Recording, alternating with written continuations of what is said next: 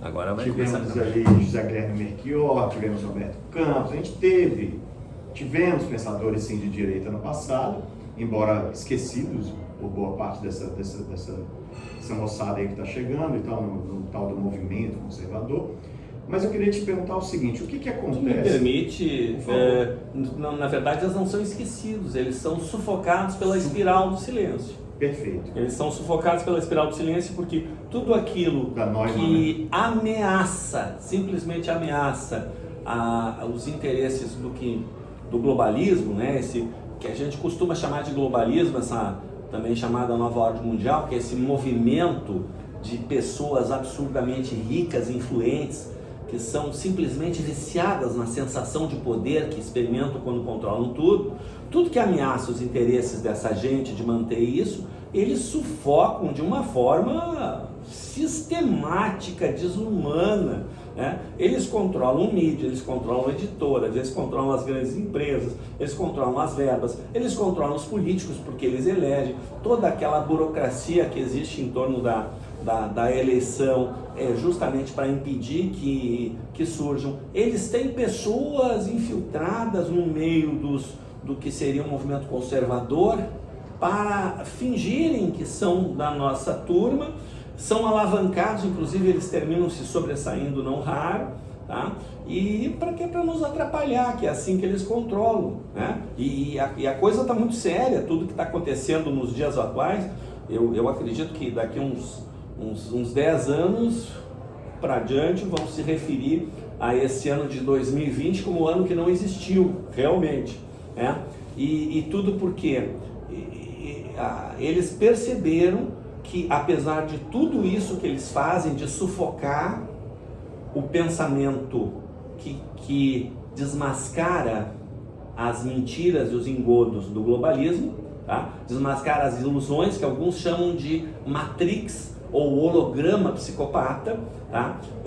Todas essas, tudo, apesar de tudo que eles fizeram durante todo esse tempo e de todo o poder que eles exercem, a verdade aflora. Ela é teimosa como a água, rio abaixo, fogo, montanha acima, né? A verdade aparece. E eu dizia lá atrás... É filha do tempo, né? É filha do tempo. E eu dizia lá atrás que as pessoas nos chamavam de louco quando nós começamos eu fazia muito ativismo social, eu presidi Rotary, fundei o Rotary Moinhos de Vento, participei em inúmeras atividades assistenciais. Eu me dei conta que eu estava enxugando gelo, porque enquanto eu estava atendendo pessoas que tinham carências, existia todo um mecanismo de manutenção dessa carência, porque nós, humanidade, já atingimos no início do século a tecnologia capaz e suficiente para proporcionar a toda a população do planeta uma qualidade de vida superior a que nós, vamos dizer assim, uma classe média alta, dispomos. E isso não acontece porque no momento que acabar a carência, acaba o motivo do mimimi, da coisa toda que fazem esses operadores, né? Que na verdade existe uma coisa que as pessoas não se dão conta, né? Nós estamos numa guerra de quinta geração, uma guerra de narrativas, onde não usam mais armas, né? Começou, guerra de primeira geração era com pedras, né? Paus improvisados, depois começa a propulsão, né? Lanças aperfeiçoadas para ir mais longe, flechas, depois vem armamento de fogo, né? Depois vem o armamento de fogo de repetição, vem a destruição em massa, né? Mas não, a guerra hoje não se ganha sem dar um tiro, só com a desinformação. Com a desinformação, porque as pessoas não se dão conta como é que funciona o processo de pensamento de comunicação. Quando nós estamos num paradoxo, nós ficamos incapacitados. E incapacitados, nós estamos indefesos. Quando nós sentimos medo, nós estamos incapacitados, porque o medo faz com que a nossa fisiologia canalize energia para o cérebro réptil, lutar ou fugir. E o fugir consiste justamente em criar uma imunidade cognitiva com relação àquilo. Então a pessoa não quer saber. Então é tudo uma guerra de quinta geração. E fundamental numa guerra é você seguir, você seguir estratégias, né? Como o melhor manual de estratégia, não inventaram nada melhor ainda, é o Sun Tzu, a arte da guerra, né? Você precisa conhecer o inimigo. E quem é o nosso inimigo? O nosso inimigo são essas pessoas absurdamente ricas, né? Mas eles têm uma característica, tá? Eles têm uma mutação genética que a medicina chama de psicopatia, que não é uma doença, apesar de estar lá no Código Internacional de Doenças, tá? E também no DSM, né? Que é sobre os distúrbios mentais. A psicopatia não é uma doença, é uma característica genética, tá? Que faz com que a pessoa não tenha as 3 características que nos fazem humanos. Quais são essas 3 características que nos diferenciam como espécie, nos caracterizam e que nos trouxeram até aqui, que a base do conservadorismo são essas características. Nós temos um mecanismo quase que praticamente automático, inconsciente, que a gente não se dá conta, embora ele seja feito no cérebro moderno, no chamado neocórtex, que é o juízo de valor. O juízo de valor é aquela análise que faz com que tudo que tu faz, e faz no sentido lato geral, que inclui até pensar, tudo que tu pensa, tá? Tudo que tu pensa passa por esse juízo de valor. Então isso cria um certo delay, um certo atraso, e o psicopata, como ele não faz juízo de valor, ele parece mais inteligente porque ele, aspas, pensa mais rápido. Não, ele não está fazendo esse firewall, esse antivírus no pensamento. Então ele pensa mais rápido. É claro que aí é aquele coisa, é um perigo o psicopata, porque se ele tem uma determinada coisa que ele acha que pode ter uma vantagem imediata, ele não se preocupa com as consequências, tá? Até porque a segunda característica é que ele não tem a experiência emocional. E eu defino como experiência emocional, né? Eu comecei, um parênteses, eu comecei com eletrônica, terminei depois de várias coisas, comecei a formação, é uma formação formal com eletrônica. Na verdade, a primeira coisa que eu estudei na vida foi a medicina oriental.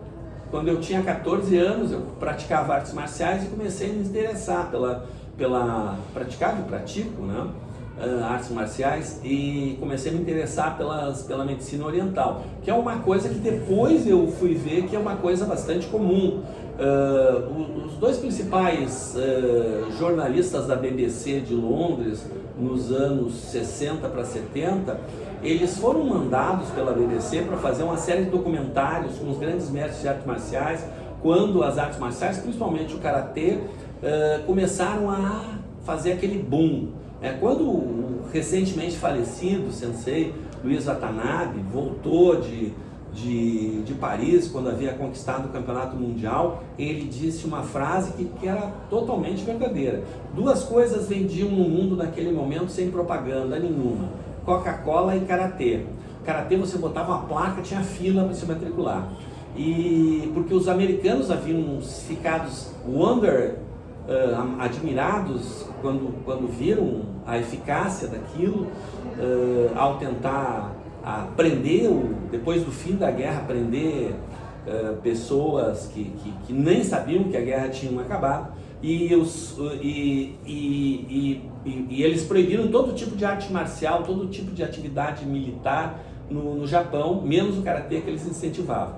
Pois bem, e quando eles fazem esse livro, eles visitaram mestres em várias partes do mundo, começaram pelo Brasil, com o saudoso sensei lá de Santos. Eles escrevem um livro também, além dos documentários que são muito bons, eles escrevem um livro, e o nome do livro é O Caminho do Guerreiro, Paradoxo das Artes Marciais. Por quê? Porque eles chegavam num lugar esperando encontrar um super poderoso, e encontravam normalmente chegavam lá, o cara estava tratando alguém, porque ele era o curador dentro da medicina oriental. Pois bem, mas eu depois, no direito, em função de eu perceber que o direito não estava funcionando e desconfiar que havia no direito alguma coisa errada, que não era a lei, nós tínhamos uma lei muito moderna no Brasil, os europeus vinham copiá-la lá na segunda metade dos anos 90, eu participei disso ativamente, e eu desconfiei que a questão da linguagem, que é a ferramenta do direito, é a linguagem, tá? É o nosso instrumento de trabalho. E eu desconfiei que tinha alguma coisa a ver, eu retomei estudos que eu havia feito durante o curso de mestrado na URGS, principalmente a obra maravilhosa do professor Luiz Fernando Coelho, que é a Teoria Crítica do Direito, em que ele faz uma releitura de Kelsen, Reale e Capella, o direito como valor, como norma e como linguagem. E eu fiz um resumo da livre-docência dele de 500 páginas, e ele diz, não só diz como escreve, mandou uma carta dizendo que o meu resumo era melhor que o livro dele. Não sei, eu sou suspeito para falar. E eu comecei a desenvolver uma teoria transdisciplinar, não mais uma teoria geral dos processos, mas uma teoria transdisciplinar onde eu percebia o direito como um aplicativo rodando numa plataforma, num sistema operacional, que era o processo de pensamento e comunicação. E a partir daí eu busquei conhecer melhor esse fenômeno. Eu cheguei a fazer vestibular na URGS, apesar de eu ser professor da URGS na época, já fazia uns 15 para 20 anos, eu tive que fazer vestibular, não me deram reingresso na psicologia, né? Desisti do curso porque a aula era de tarde, era impossível de acompanhar, em função dos compromissos, mas aí eu fiz uma formação de longa duração em neurolinguística, né? 3 anos, e também em antropologia, né? Onde eu defendi uma tese em Salamanca, né? Sobre os 4 planos da atuação humana. Nós, seres humanos, nós atuamos em 4 planos ou na interseção desses planos, que é uma das espinhas dorsais dessa teoria transdisciplinar. Fechando isso, só para entender da onde que eu tiro esse conhecimento, que isso é fruto de 30 anos de ensino e pesquisa, de forma transdisciplinar, e o psicopata, esse mutante, ele não tem a característica da experiência emocional. E aí, como ele não tem experiência emocional, ele não tem remorso pelo que ele faz. E aí isso, junto com a falta de juízo de valor, torna ele um perigo nas decisões dele. Mas ele finge ter emoções, porque ele vê que nós, humanos, somos eu uso a expressão reféns das emoções, porque as emoções nos dominam. Tudo que a gente faz é baseado nas emoções, né? E eles usam as emoções para nos manipular, né? Simulam, né? Eles simulam as emoções. Ele mata a pessoa, vai no velório, ele chora, né? Ele chora e ainda diz, temos que descobrir esse assassino, e se possível ele já começa a botar a culpa em alguém que ele quer explodir. Eles são especialistas nisso, porque enquanto eu e os meninos, né, de azul jogávamos futebol, aprendíamos a jogar futebol, etc., as meninas de rosa brincavam de casinha, de boneca, eles aprendiam a manipular desde pequenos. Quando chega lá pela adolescência, eles já têm um pós-graduação, né? Quando chega a idade adulta, eles têm um pós-doutorado em manipulação. Eles são especialistas nisso. E eles têm uma facilidade de fazer isso, por quê? Porque como eles não têm experiência emocional, eles não são como nós, reféns das emoções, que temos, não vou dizer o piti, que é o anticlímax da emoção, mas nós temos arroubos emocionais. Então a gente tem reações que as pessoas não gostam, a gente interrompe as pessoas, a gente fala coisas. Ontem eu tive essa experiência, que eu estava passando ali para voltar, tinha tomado café, e alguém me chamou para conversar. Quando eu vi, eu estava conversando e atrapalhando o orador lá que reclamou, e com toda a razão. Eu fiquei quieto, dei uma cutucada na pessoa que me falava. Por quê? Porque a gente se emociona, são tão poucos encontros que nós tivemos até agora, e uma das coisas que se propõe é que isso pare de ser assim, que a gente tenha encontros frequentes e que a gente possa realmente exercer, que nós nos emocionamos tanto que a gente se passa, e aí alguém não gosta, e assim vai, e aí tem alguém que está lá, já aproveita para jogar, viu, esse cara não te respeita, quando tu está falando ele reclama, ele está lá, não dá atenção, está desviando, porque nós somos assim, nós viemos aqui ao mundo para exercer as emoções. Eles usam muito isso. E a terceira característica que eles não têm é a conexão intuitiva e espiritual, que é feita através de um conjunto Na verdade são duas glândulas, pituitária e hipófise pineal, que ficam no encontro dessas duas linhas aqui. Ela é pequenininha, menor, tamanho de uma ervilha, um pouco menor até que, depende da ervilha, né? Tem ervilhas de vários tamanhos, mas enfim, uma ervilha é uma boa base, e essa glândula nos conecta com o mundo não sensorial, né? E aquela coisa que você tem uma intuição, que você tem uma ideia. Aliás, eu costumo dizer na análise do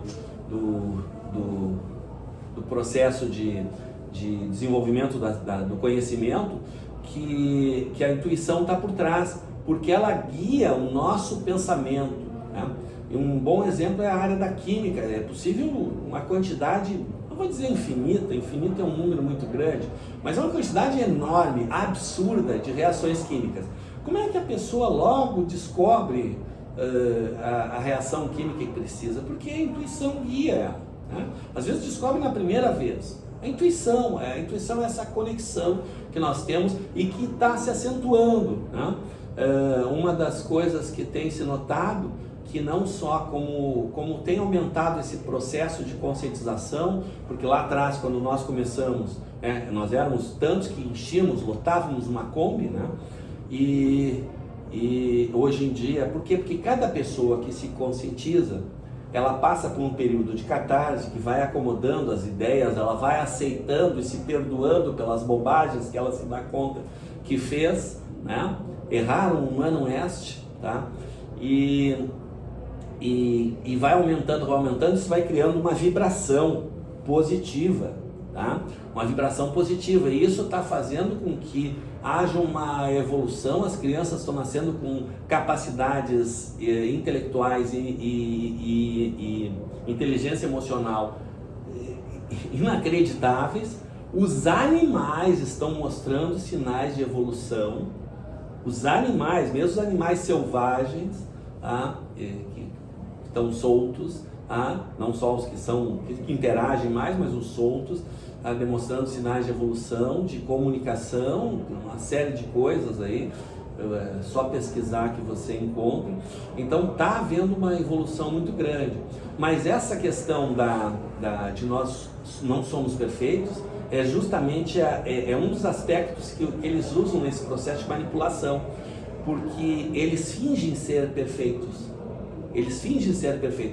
Para começar, que o psicopata tem uma tendência de parecer mais jovem, porque como ele não tem experiência emocional, ele não vai fazendo os vincos que nós vamos fazendo, ele não tem aquela necessidade compulsória que nós temos de comer porcaria. Aliás, o psicopata, ele não consome álcool, tá? Toda essa demonização do álcool que existe, tá?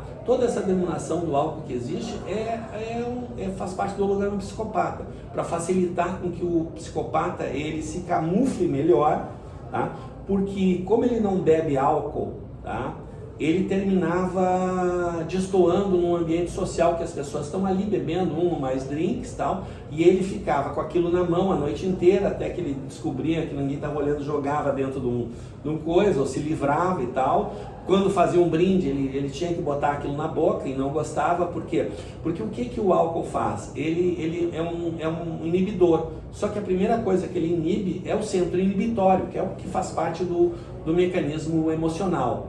Como ele não tem isso, o que o álcool faz nele é reduzir a capacidade que ele tem de perceber e reduz a velocidade de pensamento dele e prejudica o processo de manipulação.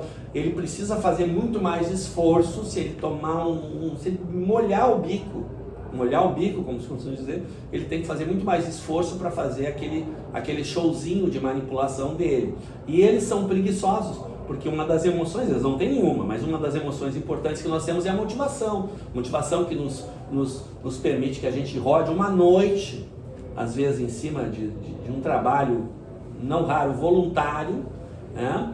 E que a gente se esforce, passe horas e horas, que nem se passou agora 7 de setembro, né? O dia inteiro na Paulista, naquele calor que chegou a ser infernal, um sol terrível, tá? Motivados para ajudar a construção de um mundo melhor, que é o que nos une, né? Então eu diria fechando os parênteses e voltando lá no início, que a definição do conservadorismo, ou de um conservador, é aquela pessoa que efetivamente quer um mundo melhor, e não aquele que finge que quer. E esse é o problema. Como que a gente distingue isso?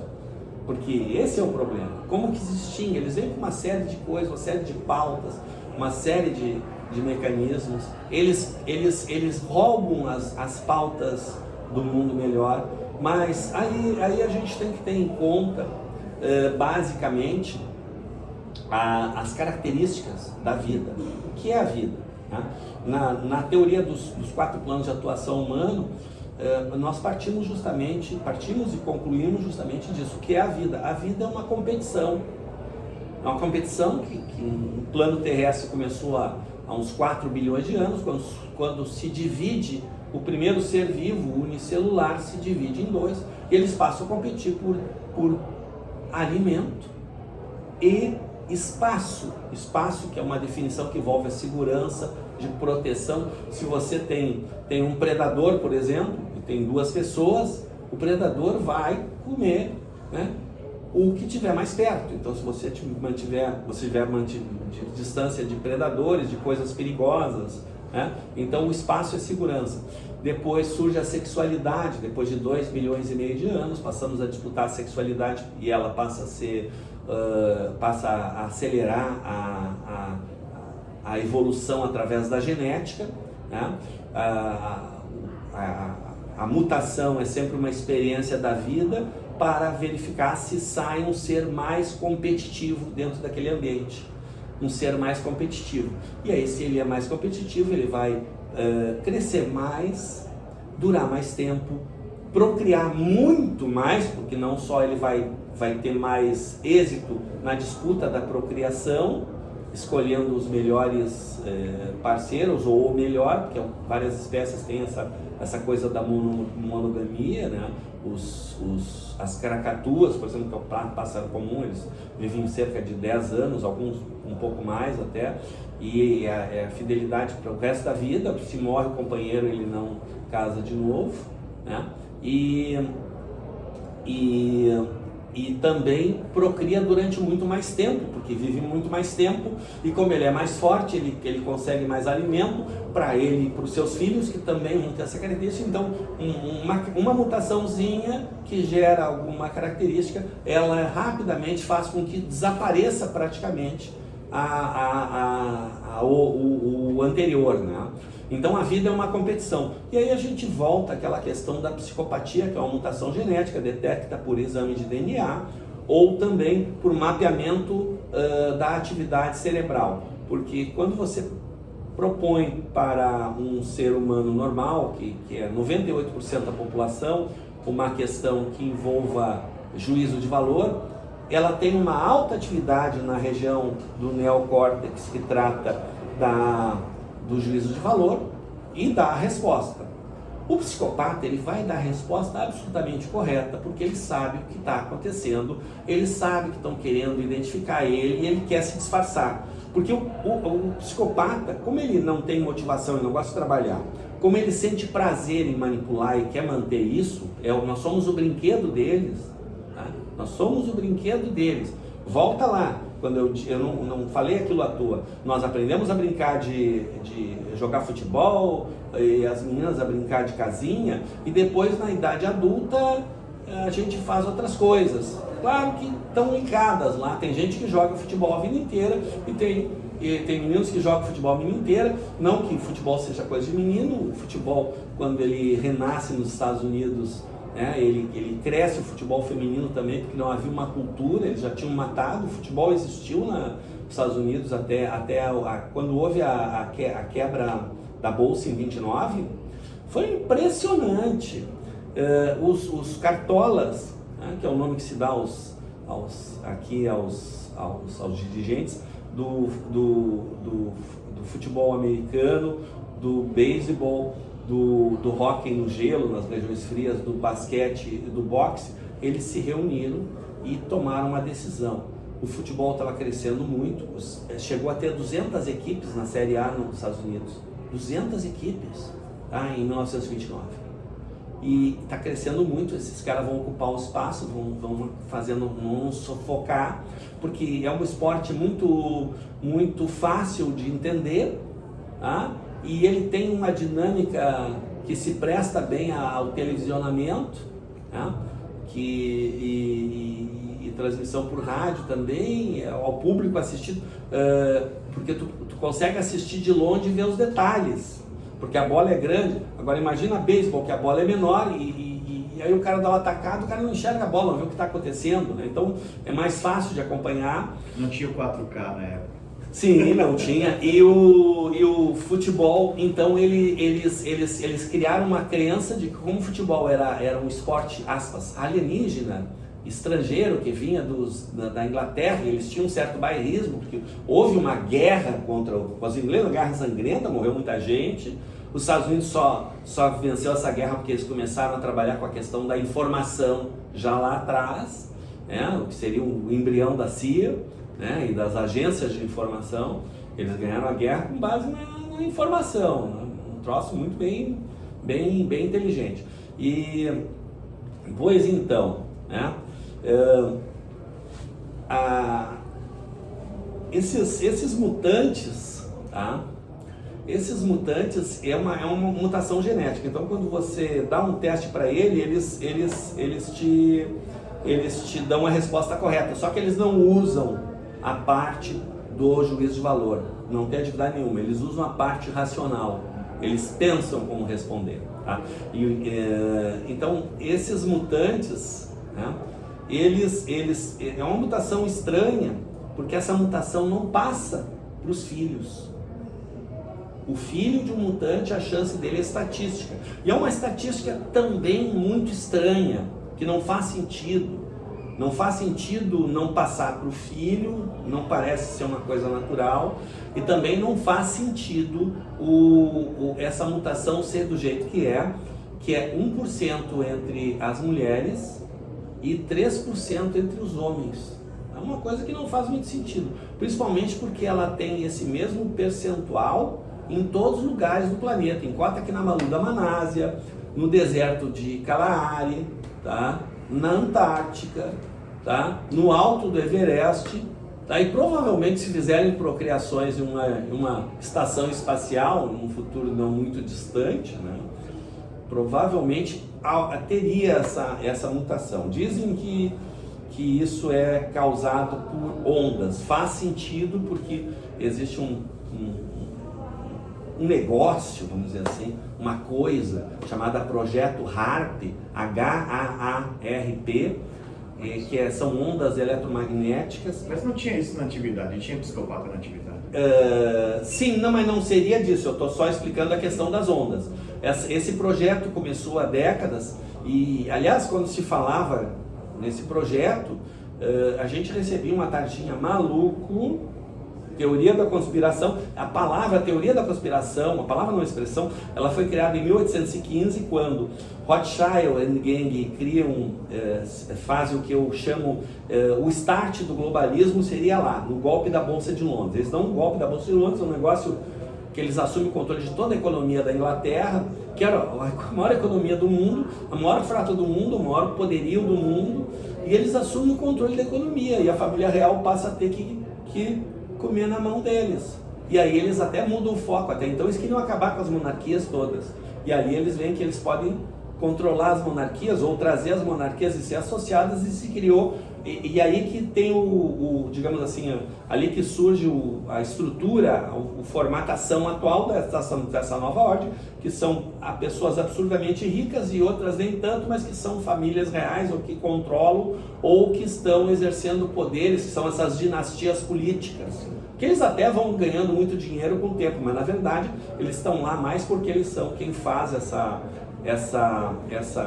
preservação. E o que acontece? Algumas pessoas começam a desconfiar pela forma como aconteceu o golpe e que aconteceu, e começam a falar, e aí eles já na época possuíam o controle da mídia, né, controlavam a mídia e tinham toda a rede de desinformação, que era o pessoal que espalhava os boatos e que fazia o assassinato de reputação de quem eles queriam acabar, né? Já existia aquilo há mais de 200 anos, vejam, nós estamos lidando com pessoas, né? Eu tô fazendo todo esse esforço aqui porque, do meu ponto de vista, a coisa mais importante que um conservador precisa saber é contra o que nós lutamos, né? Que são essas pessoas absurdamente ricas que controlam tudo.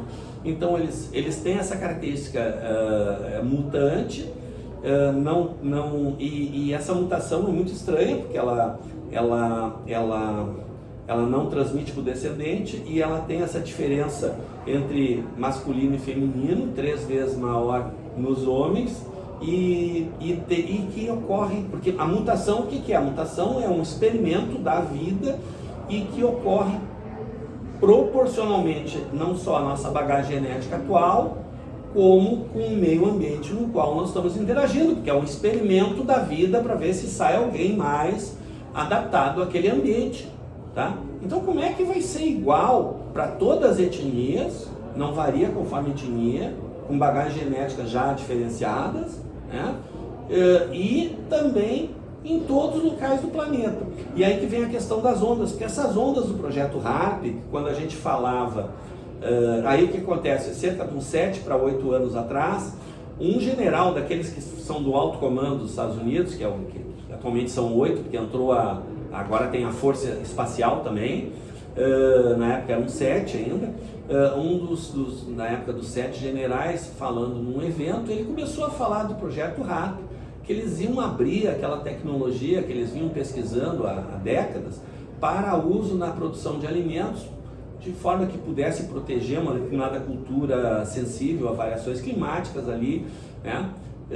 Porque eles estavam desistindo de usar aquilo para fins militares, porque o custo de energia, a quantidade de energia necessária para fazer uma alteração climática ali, que abrangia 1 hectare, um pouco mais de 1 hectare, 2, 3 hectares, era muito grande, e além disso essa alteração climática, como era localizada, ela não tinha condições de afetar a capacidade de luta de um exército inimigo. Então eles estavam desistindo daquilo. E a questão toda é que isso não foi usado para agricultura. Agora nós estamos numa mini era glacial. Esse pessoal aí do Fica em Casa, eles até o carnaval do ano 2020, e hoje ainda alguns se passam e falam aquecimento global. Gente, aquecimento global é uma megalomania falar nisso, porque a quantidade de energia que a Terra absorve do Sol é 10 milhões de vezes superior a toda a energia que a humanidade gera.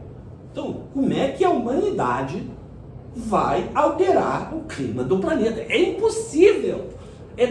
Ela precisaria produzir 1 milhão mais de energia para poder começar a fazer cócega no clima do planeta. Professor, claro, desculpa, porque realmente eu estou com uma limitação aqui da tempo. Meu cartão. Se o senhor pudesse só concluir o raciocínio que o senhor falou, né? A isso, mutação. Então essa mutação, dizem que ela é causada por ondas, por isso que ela seria igual em todo o planeta, tá? E que por ser por ondas, acontece quando a união do gameta feminino e masculino, o gameta da mãe e do pai, e quando gera um ser masculino, como o masculino tem menos afinidade com o campo energético da mãe, ele está mais suscetível, por isso que a mutação seria 3 vezes maior, tá? Então, e que essa mutação, na verdade, isso não teria causas terrestres, tá? Por isso que existiria, desde que começou a civilização, seria uma vendetta, uma vingança de uma civilização, ou de mais de uma, enfim, de civilizações que teriam características similares ao psicopata, que não tem juízo de valor, porque o que acontece? Há 160 milhões de anos, cai um meteoro, e esse meteoro ele extingue os répteis, digamos assim, os dinossauros que estavam desenvolvendo inteligência. Tem muitos trabalhos a respeito, tem filmes que abordam a questão da inteligência dos velociraptors.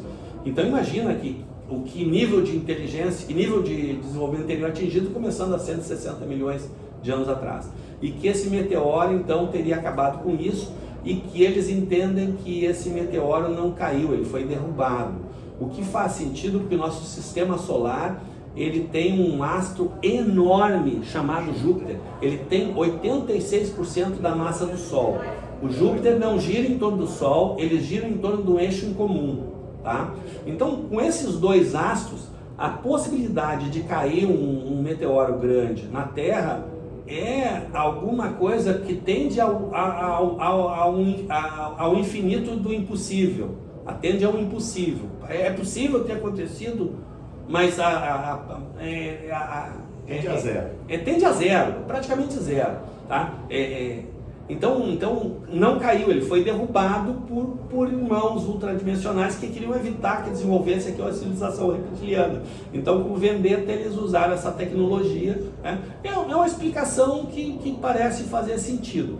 Então, isso que está acontecendo, concluindo, né, digamos assim, o conservadorismo é praticamente uma guerra religiosa dos filhos de Deus, que tem essa concepção espiritual, né, contra esse domínio, porque eles dominaram desde o começo da civilização, eles aprenderam a dominar a nós, não só em nível individual, como coletivo, como a própria sociedade, né? E um detalhe, a democracia nossa é baseada na democracia greco-romana, mas nós temos uma forma de viver completamente diferente, né? Basta ver obras como do Fustel de Coulanger, a Cidade Antiga, né, que descreve, e outras mais, né? Então, o conservadorismo seria, na verdade, aquela atitude de buscar aquilo que vai proporcionar o desenvolvimento humano, tá? E tendo em mente que toda a doutrina do socialismo, que na verdade foi criada, a palavra comunismo nasceu de uma reunião de banqueiros. Eles viram a desgraça, eu não vou falar aquela palavra com M, pontinhos, que começa, que foi a Revolução Francesa, a maior farsa a Revolução Francesa, tá? A maior farsa a Revolução Francesa, porque liberdade, igualdade, fraternidade, o negócio era uma carnificina sem tamanho, e incontrolável. A divisão esquerda e direita era uma coisa artificial e que eles tentaram usar aquilo para controlar e que também não deu certo. Então eles chegaram à conclusão que eles precisavam de uma doutrina que tivesse pontos em comum com as principais formas de pensar para facilitar a sua aceitação e para reduzir a possibilidade de rejeição. Então, pontos em comum, comunismo. Então, toda essa doutrina ela é uma ficção que parte do pressuposto, né, de que nós podemos pegar um pedaço de esterco pelo lado limpo, né, e de que as coisas podem ser ótimas. Não existe, né? A vida é uma competição, em competição sempre vai ter os que perderam. A vida é uma competição, e sem competição não há progresso nem produção de bens e de alimentos, né? A questão toda nós podemos ter uma competição sadia em que mesmo aqueles que ficam em segundo, terceiro, etc., tenham acesso a bens porque a tecnologia nos permite. Só que eles não deixam isso acontecer. Tudo isso que está acontecendo é que eles ficaram desesperados, que perceberam que estavam perdendo. O Chico Xavier fala disso em 1971 no programa Pinga Fogo. A nova era de prosperidade que viria para a humanidade, através da conscientização e do desenvolvimento tecnológico, é claro, né? E eles querendo deter isso, eles criaram primeiro ondas de terror.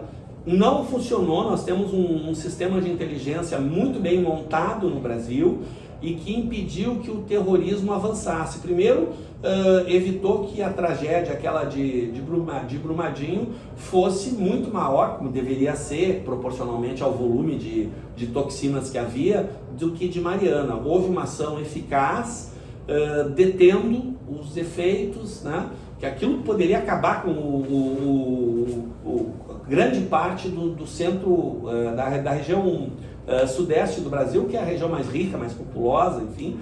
Aquilo ia causar efeitos devastadores, imagina, não ia ter água potável. E também começaram com terrorismo, mas eles começaram a ser medidos, em que pese lá principalmente na Rocinha você tenha armamento e tudo mais, eles estão sendo mantidos lá dentro, eles não conseguem colocar em ação em função dessa equipe de inteligência que tem trabalhado. Então, como isso não funciona, eles vieram com essa coisa aí do vírus chinês e todo o terror em volta, porque o terror faz o quê? A pessoa fica com medo, não consegue pensar e nada mais funciona. Até a saúde, o medo, ele baixa a vibração e faz com que a pessoa pegue uma doença, tá? Mesmo, ou, enfim, fique mal, qualquer vírus pega, além da questão da alimentação funcional, que é muito, mas são muitos assuntos, mas basicamente você precisa conhecer o inimigo. Eu quero fazer um documentário só sobre ti. Eu vou ter que fazer um documentário só sobre ti, porque os assuntos que o senhor abordou, eu tenho estudado bastante sobre isso, inclusive essa questão dos outros, né, de outros planos terem vindo e tal. Tem uma teoria sobre os Nephilim, que o senhor já deve ter ouvido falar. Sim. Né, que são os anjos caídos e tal, que eu acho fantástico. Pode levantar. Eu acho fantástico e tem muito a ver porque ela está, inclusive, no Velho Testamento. Com certeza. Com certeza. Então, não é... existe o... Aqui. Não, pode deixar. O livro de Urântia, o livro de Urântia, ele até tem uma abordagem... A própria história do livro de Urântia é uma coisa fantástica. Sim. Né? O livro de Urântia, ele coloca que Jesus teria elaborado o plano da qual nós somos operadores há 3.000 anos atrás. Ele levou 1.000 anos para conseguir regredir da dimensão onde se encontra até conseguir encarnar aqui, e que ele fez da vida dele um exemplo para gerar tudo isso. E como ele sabia que até as escrituras, né, podia prever então, e o mais interessante é a questão de você ver que as coisas que eles fazem as coisas e as coisas terminam se voltando contra eles. Eles fazem as coisas se voltam contra eles. Eles tentam e acabam... E, por exemplo, essa fraudemia, tá? Olha o exemplo. Tá? Quem é que... Tá morrendo muita gente boa, tal, mas tá morrendo muito mais gente deles do que nossa. Isso é verdade.